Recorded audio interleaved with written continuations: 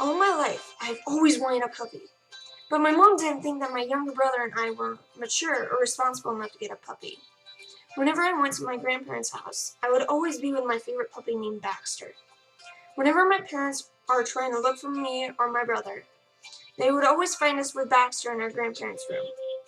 Everything changed when my grandparents moved to Palm Bay, Florida. I became very sad and a little depressed. I missed my best friend, and that helped protect me throughout my life and has been there for me when I needed him. After Gran and Grandpa moved away, Nikki and I started asking our parents, can we please, please, please get a puppy? But Mom kept saying, no, no, no, no. That was until my 7th grade year and my brother Nikki's 5th grade year. In March of 2010, our parents told us that we were going to have a field trip. They took us downtown, a flood-type area. Why are we here? Mom looked in the back and asked, do you remember how you always saw your dad looking on the computer? Well, we finally decided that you two are ready and mature enough to get a puppy. We finally got to the breeder's house. We were all excitedly walked up to the front door. We knocked on the door and heard barks of the older dogs, and the breeder opened the door.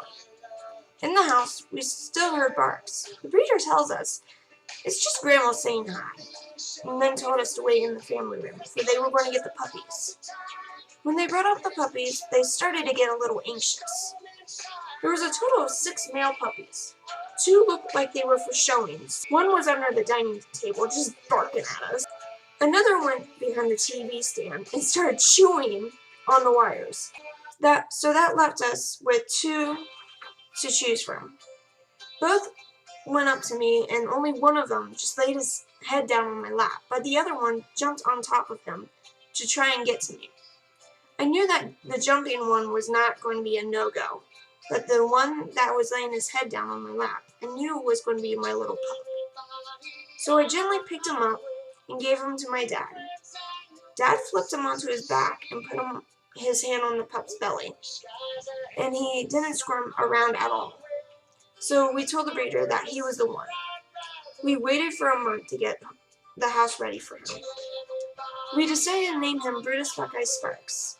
After getting him, he was the best gift to ever get because, do you remember how I told you at the beginning that after my grandparents and Baxter left, I became sad and depressed? Well, Brutus made me happy again. To this day, he's still making my family and I very happy and bright.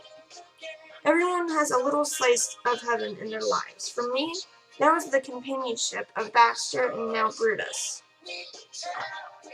Thanks for watching!